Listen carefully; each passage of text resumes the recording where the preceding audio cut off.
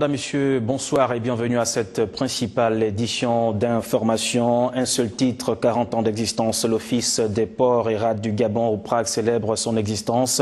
L'institution fait face à plusieurs défis dont l'extension des quais d'Ovendo, le port Molle, événement marqué aujourd'hui par la tenue d'une conférence internationale, laquelle a regroupé plusieurs délégations étrangères. Le point, vous allez le suivre, c'est dans quelques instants. Madame, Monsieur, merci à tous.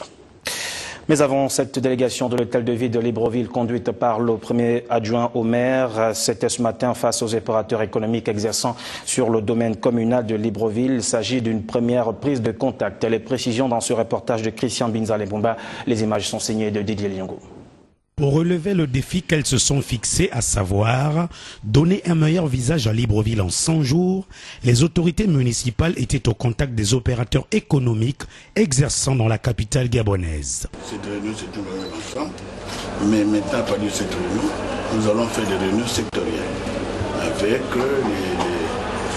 les transports,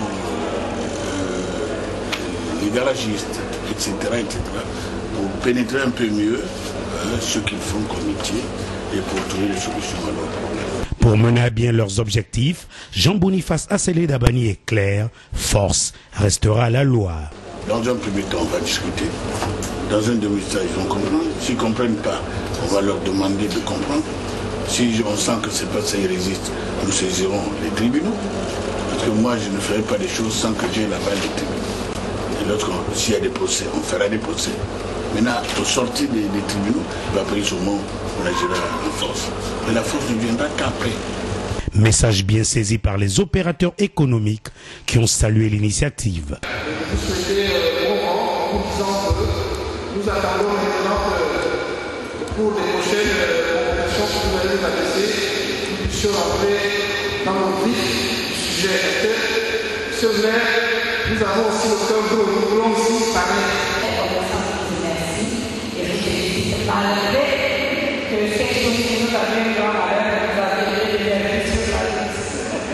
Des rencontres sectorielles sont prévues afin d'aplanir les zones d'ombre et passer aux actes pour une ville qui réclame à corps et à cri sa propreté. La suite de ce journal, cette information de dernière minute, la situation sécuritaire se normalise progressivement dans la capitale centrafricaine. Les populations de Bangui ont renoué avec les activités commerciales. Le transport urbain reprend dans certains quartiers. Les autorités politiques de la transition saluent la décision du Conseil de sécurité de l'ONU d'envoyer des troupes renforcer celles existantes.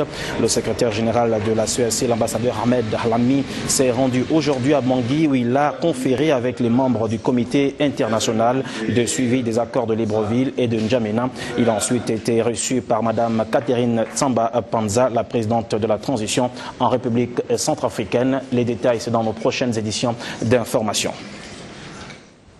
Et puis, je le disais en titre, l'Office des ports et rades du Gabon au Prague a soufflé aujourd'hui ses 40 bougies. Une conférence internationale a été à cet effet organisée ce matin sur ces installations d'Ovendo. L'extension des quais d'Ovendo et le port Molle sont les projets en cours de réalisation. Charles-Stéphane Mavungu et Claude Adamboula pour les précisions.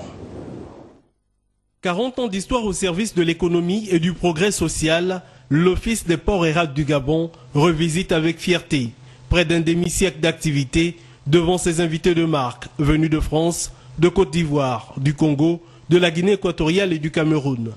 Modernité portuaire et croissance africaine, quelle contribution pour lutter contre la pauvreté est le thème choisi pour la conférence internationale organisée à l'occasion de l'événement. Le Gabon, c'est 800 km de côte. Les ports d'Ovendo, Port-Gentil et le port Molle à Libreville assurent 80% des échanges commerciaux du Gabon avec l'extérieur. L'intense activité à Ovendo serait à l'origine d'une insuffisance des terre-pleins, des hangars et des aires de stockage de marchandises. Nous avons également constaté et remarqué des problèmes au niveau de la productivité, l'obsolescence et l'insuffisance des outils modernes de manutention, la régulation des tarifs portuaires inadaptés. En 40 ans d'histoire, le Prague a su encourager le développement des quais spécialisés privés pour faciliter le transport des richesses du Gabon, notamment les hydrocarbures bruts, produits pétroliers raffinés, le manganèse et le bois. La multiplication des procédures administratives constitue un obstacle à l'amélioration de ses performances. Pour le Gabon en particulier, puisque ce qui nous intéresse c'est le Gabon, eh bien, le terminal qui est le plus important, c'est celui de Tanger, en tout cas pour nous, et puis celui de Port-Kélang, puisque à partir de Port-Kélang, on amène ici toute l'Asie, et puis à partir de Tanger, on amène, on va dire, pratiquement le reste du monde, des États-Unis et d'Europe. Pour améliorer son offre de services, le PRAG envisage simplifier davantage les procédures administratives, procéder à la création d'un guichet unique portuaire et promet installer un scanner. Aussi, au niveau national, ai-je noté avec satisfaction l'intégration dans votre choix thématique des préoccupations du président de la République, chef de l'État, son Excellence Ali Bongo Ondimba, contenu dans le plan stratégique Gabon émergent et le pacte social. La suppression de la surcharge conteneur a engendré une économie pour le passage portuaire de 25 millions d'euros, soit un peu plus de 16 milliards de francs CFA. Le temps d'escale, quant à lui, a occasionné une économie de 10 millions d'euros, soit 6,6 milliards de francs CFA supplémentaires. La suite de l'actualité, allons-y en province, précisément dans l'Ogooué-Lolo, au sud-est du Gabon, précisément encore en Koulamoutou. Le secrétaire permanent de Gabon Indépendance, Pascal Yama Lendoy, est allé expliquer aux responsables administratifs et politiques les nouvelles attributions de son institution. Guy Karel Boukonamungala, les images sont signées Steven Mapenda. Dans le chef-lieu de la province de l'Ogooué-Lolo, le secrétaire permanent de Gabon Indépendance s'est fait fort d'expliquer aux élus locaux, préfets, sous-préfets, auxiliaires de commandement et aux responsables des directions provinciales les nouvelles missions de son institution à la suite de la publication des nouveaux décrets. Ce décret qui porte réorganisation de la Commission nationale des fêtes d'indépendance, dénommée Gabon Indépendant, va renforcer, j'allais dire, élargir les de ces différents membres.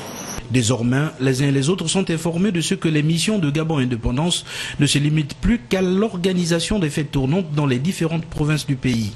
L'institution que dirige Pascal Yama Lendoy doit aussi promouvoir les investissements susceptibles d'assurer le développement économique, social et culturel dans chaque localité. Et orienter la politique du gouvernement en matière d'investissement au schéma directeur d'aménagement du territoire, au schéma sectoriel et aux plans locaux de développement. Procéder au arbitrage politique, notamment en matière de programme des provinces devant abriter les festivités. Procéder à l'arbitrage en matière de questions foncières et juridiques. Valider le choix de la localisation des projets d'investissement à réaliser. Arrêter les budgets annuels de Gabon Indépendance. Arrêter les budgets de commémoration de la fête de l'indépendance et de l'indépendance dans la province de l'ONU. Gabon Indépendance a pour mission également d'omettre des audits de gestion des budgets des fêtes tournantes et de commettre des missions de contrôle aux fins de s'assurer de la réalisation effective des projets financés par l'État gabonais. La Commission nationale de coordination est placée sous la très haute autorité de son Excellence, Monsieur le Président de la République, chef de l'État, et assisté d'un vice-président, Premier ministre, chef du gouvernement, de 17 membres du gouvernement, du directeur général des groupes et du secrétaire permanent.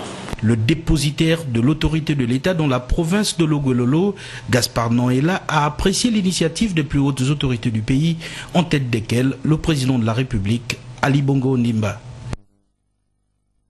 La suite de l'actualité, restons dans la localité. Un dépôt pharmaceutique au profit des couches les plus défavorisées du pays. C'est le défi que s'est donné Hervé Patrick Nguembe d'Iyambou dans sa région natale, l'Ogooué-Lolo. Les personnes du troisième âge et les jeunes filles mères reçoivent au quotidien des médicaments gratuitement. Guy Karel Boukonamungala, les images sont de Yvon Mingonza. L'ouverture de ce dépôt pharmaceutique apparaît comme un ouf de soulagement pour les populations de ménage et des 15 quartiers environnants. Selon son gérant, les personnes du troisième âge et toutes les jeunes filles mères à faible ou sans revenus pourront continuer, après consultation, de bénéficier des médicaments gratuitement dans cette structure. Pour moi, il était difficile de supporter de voir un compatriote qui avait un enfant malade de fièvre, de diarrhée, de toutes les maladies, de toutes les pathologies que vous pouvez imaginer, parcourir des kilomètres pour obtenir les premiers soins. Et je me suis dit, c'est un défi pour moi.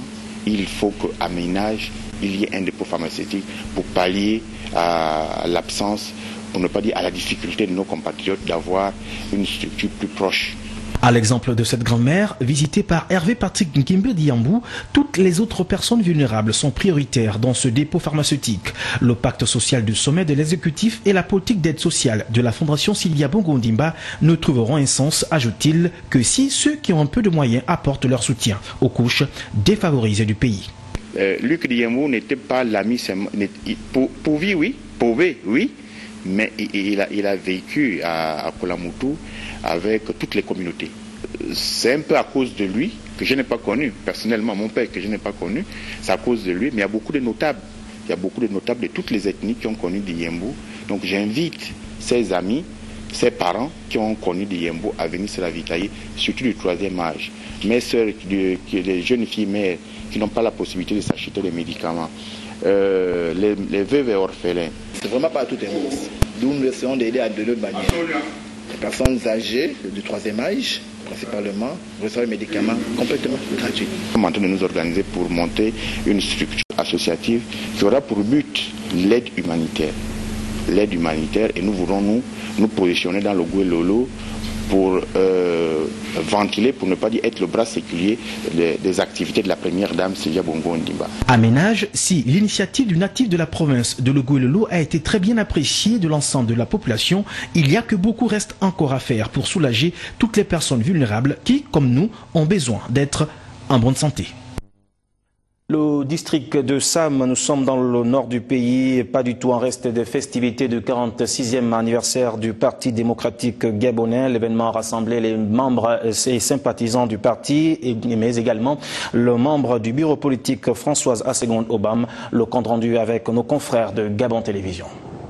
En marche pour le respect des statuts, la fédération C du district de Sam, entourée du membre du bureau politique Françoise Assegonde Obam, s'est une fois encore mobilisée pour célébrer 46 ans de maturité du PDG. Le 3e siège du département de Lokano a pour la circonstance regroupé cadres et alliés du parti. Ainsi, le secrétaire de section précise. Camarades, je vous remercie d'être venus nombreux. Vous pouvez oser des gens que le PDG n'est pas mort ensemble. L'un des membres du Conseil national a tenu à marquer un point d'honneur sur la victoire du PDG lors des législatives dernières. Il est évident que les résultats que nous avons produits ici à Sam sont plus que positifs. Le défi devant être perceptible lors des prochaines échéances, le membre du bureau politique exhorte sa base à resserrer les rangs du parti. Nous sommes fiers de ce que nous faisons. Depuis que nous sommes à la tête de cette fédération. Et c'est pourquoi j'appelle à la vigilance de chacun et de chacune d'entre nous. La vigilance face au comportement déviant que nous pourrons constater par rapport aux actes posés par certains de nos camarades quand leurs intérêts personnels ne sont pas pris en compte. Pour Françoise Assegonde Obam, le bateau PDG est plutôt une habitation où le choix des chambres est libre et sans contrainte.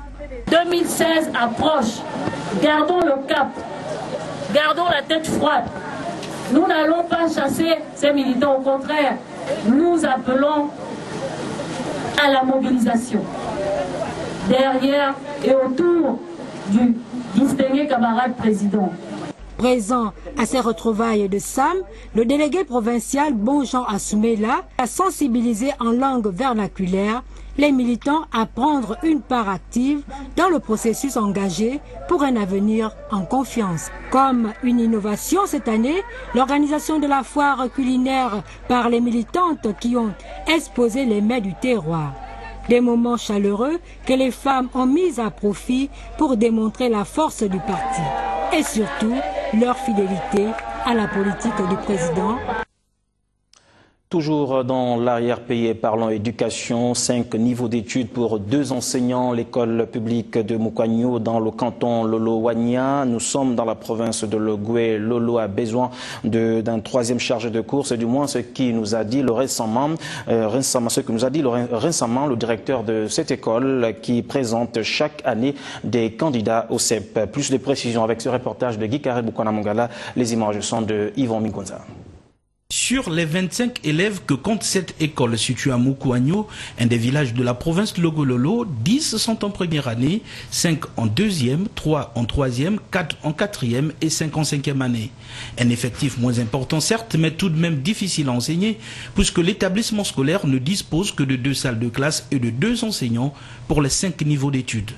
Nous avons pu mettre, mon collaborateur et moi, une organisation pédagogique, de sorte que lui, il prend les premières et 2e années, et moi, je prends les 3e, 4e et 5e années. Pour contourner la difficulté liée à l'insuffisance des salles de classe, le directeur d'école et son collaborateur ont dû faire recours à d'autres méthodes d'enseignement, bien que peu académiques. Lorsque j'arrive le matin, je suis obligé de commencer avec la classe d'examen, qui est la 5e année. Je donne des exercices, et après, au fur et à mesure de mon avancement, l'avancement de l'heure, quand j'ai terminé avec les 5e années, je descends au niveau de 4e année et je me passe en 3e année. Donc en une matinée, je m'arrange à ce que je puisse au moins donner les 3 niveaux, les notions en maths et en français. Les conditions de travail et de vie dans ce village d'à peine 100 habitants sont loin de faciliter les choses. Pour se ravitailler en produits de première nécessité ici, les 2 enseignants doivent patienter quelques jours, le temps que le seul véhicule mis à la disposition des villageois par un des fils du village n'arrive. La route d'accès aussi se passe de tout commentaire. On parcourt 2 à 3 km pour avoir un couloir du réseau RTL, afin d'appeler les connaissances à Koulamoutou. Si seulement ils peuvent nous aider à nous envoyer quelque chose de quoi subvenir à nos besoins. Quel peut être votre souhait à l'endroit des autorités compétentes? Mon souhait serait qu'on puisse avoir une 3e salle de classe et effectivement avoir un 3e enseignant qui pourra prendre la classe intermédiaire qui est la 3e année, afin de faire asseoir les connaissances, parce que vous savez que c'est une classe vraiment délicate. Vivement donc que les autorités compétentes apportent des solutions aux préoccupations de ces 2 fonctionnaires qui ont choisi librement d'ailleurs de servir leur belle nation. Revenons à Libreville, la capitale gabonaise. L'honorable député Vincent de Paul Ngodjou s'est rendu hier sur les lieux du sinistre qui a ravagé 3 habitations. C'était dimanche dernier au quartier Akimé-Djogoni. L'élu du premier siège du 3e arrondissement de la commune de Libreville est allé se rendre compte des dégâts causés par l'incendie qui a fait de nombreux sans-abri. Les précisions de Prince Ozone Magnambé, les images sont de nos confrères de Gabon News. Même si aucune perte en vie humaine n'a été déplorée dimanche dernier au quartier Akimé-Djogoni dans le 3e arrondissement de la commune de Libreville, il n'en demeure pas moins que plusieurs familles ont perdu leurs biens à la suite de l'incendie qui a ravagé 3 habitations. Le triste événement en a fait de nombreux sans-abri. L'honorable député Vincent de Paul Ngodjou s'est rendu sur les lieux pour toucher du doigt la réalité du sinistre. L'élu du premier siège du 3e arrondissement voulait en même temps apporter son soutien moral avant d'envisager une action pratique. Je sais que le département technique du ministère des Affaires sociales est venu sur le terrain pour s'enquérir de la situation. Et moi également, en ma qualité de député de cette zone, je veux également apporter ma modeste contribution à ces populations qui aujourd'hui ne savent pas comment dormir. Dans les prochaines heures, je vais m'acquitter d'un devoir de voir ce que je peux apporter pour soulager ces populations. Aujourd'hui sans abri et ruiné à la suite de l'incendie, l'un des sinistrés appelle à la solidarité nationale. On essaie un peu d'être chez les amis, chez les parents, pour pouvoir un peu dormir. Mais malgré cela, rien ne vaut un bien. Je tiens à remercier Madame la ministre des Affaires sociales avec la promptitude avec laquelle elle s'est rendue sur les lieux. Également les services techniques de son département qui sont venus au chevet des populations pour pouvoir trouver des solutions afin de remédier un peu à la situation de ces populations très touchées. Au regard de l'ampleur des dégâts causés par l'incendie le dimanche dernier au quartier Keminjongoni, un acte fort de solidarité s'impose pour aider ces nombreux sans-abri. Et puis, être automobiliste ou piéton et circuler dans la zone du PK5 dans le 3e arrondissement de la capitale gabonaise demande beaucoup de vigilance en raison, entre autres, des hautes herbes qui ont poussé le long de la route qui gênent considérablement la circulation. Plusieurs accidents de la route auraient déjà été enregistrés du fait de cette situation. Le constat de Prince Ozone Magnombe et Olivier Mafouana. Ici, au point kilomètre 5, on attend toujours le passage des agents de la municipalité de Libreville, chargés du nettoyage des abords de la route. Les hautes herbes qui ont poussé ces dernières semaines empêchent aux automobilistes et aux piétons de circuler convenablement. Et la commune vraiment ne fait pas son travail, puisque ça, que la commune ne fait pas vraiment son travail, puisque c'est la commune qui devait vraiment s'en charger de ça pour qu'il n'y ait pas d'herbe dans une ville, la capitale comme la nôtre. Bon, moi, on trouve ça désolé, mais si c'est pour comment on appelle ça, les tickets qui vendent là, ils sont très forts pour ça. Mais le travail qu'il faut vraiment le faire, ils ne le font pas. Donc, moi, on regrette de voir dans une ville comme la nôtre, les herbes un peu partout là, c'est pas normal. Okay. Commune urbaine, c'est qui est en charge de mettre la ville propre. Oui. Si pour les conducteurs de véhicules, cette situation est à l'origine de nombreux accidents de la circulation à ce niveau, pour les riverains, il faut agir vite pour permettre de réduire le nombre d'accidents. Surtout qu'on observe l'absence des passerelles pour les piétons tout le long de la voie principale. Bon, je vous dis seulement que c'est une situation déplorable, parce qu'une ville comme celle-ci, c'est la capitale du pays, et c'est le reflet même de ce pays. Malheureusement, les gens ne prennent pas conscience et vous constatez vous-même l'herbe qui est derrière, c'est là même la motivation même de certaines autorités qui devraient prendre en conscience. C'est que nous pensons tous que la ville est sale sur tous les plans. Non seulement cette herbe, mais aussi il y a ce qu'on appelle les poubelles de Libreville. Vous voyez. Donc en fait, ce n'est pas une situation d'aujourd'hui. Elle date depuis longtemps et je pense que les autorités actuelles doivent prendre conscience. Voilà, c'est pas grand-chose à dire, sinon c'est ça la procédure normale. Une capitale, c'est une capitale. C'est le reflet même, c'est la vitrine du pays. Nous sommes vraiment désolés de pouvoir en parler, mais il faut qu'on parle quelque chose là-dessus. Voilà. En attendant les travaux de réhabilitation de la Nationale 1 en 2x2 voies, la mairie gagnerait à dépêcher ses agents sur le terrain pour tailler ces hautes herbes. Et puis revenons sur certaines informations qui concernent la Centrafrique. La situation sécuritaire se normalise progressivement dans ce pays. Les populations de Bangui, la capitale, en renoue avec les activités commerciales. Le transport urbain reprend dans certains quartiers.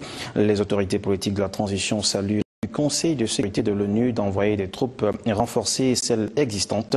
Le secrétaire général de la CEAC, l'ambassadeur Ahmed Halami, s'est rendu aujourd'hui même à Bangui, la capitale, où il a conféré avec les membres du comité international de suivi des accords de Libreville et de N'Djamena.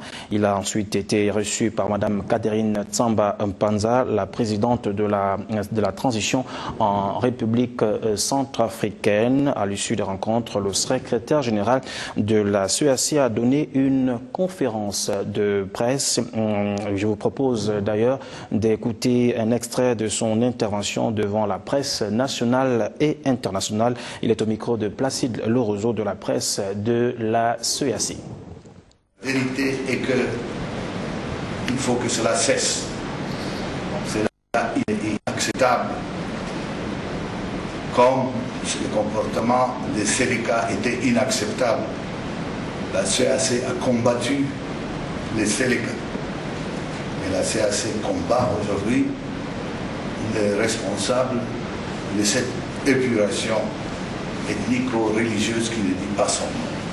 Les Centrafricains doivent le dire tout haut. Toute la classe politique doit appuyer la communauté internationale. C'est pour éviter que des enfants, que des jeunes gens, que des Centrafricains innocents soient embrigadés dans un engrenage, qu'on leur lave le cerveau sous prétexte de patriotisme, de faire n'importe quoi. Vous, responsables de médias, vous avez un rôle important à jouer dans la conscientisation de la population centrafricaine. Il vous vient de savoir avoir parfois de la retenue pour ne pas mettre de l'huile sur le feu. Et votre rôle est important. Moi, en tant que secrétaire général, je vais apporter ma modeste contribution en tant que diplomate pour que ce pays frère trouve enfin la paix et saisisse l'occasion qui lui est offerte par les Nations Unies pour mettre un terme définitivement à cette guerre qui a trop duré, qui a détruit le pays durant des décennies. Voilà, à l'instant, le secrétaire général de la CEAC, l'ambassadeur Ahmed Halami, qui intervenait justement lors d'une conférence de presse à Bangui. C'est la fin de cette édition d'information. Merci à vous qui nous avez suivis du côté de Bangui, la capitale centrafricaine. J'aurai le plaisir de vous retrouver demain lorsqu'il sera 13h.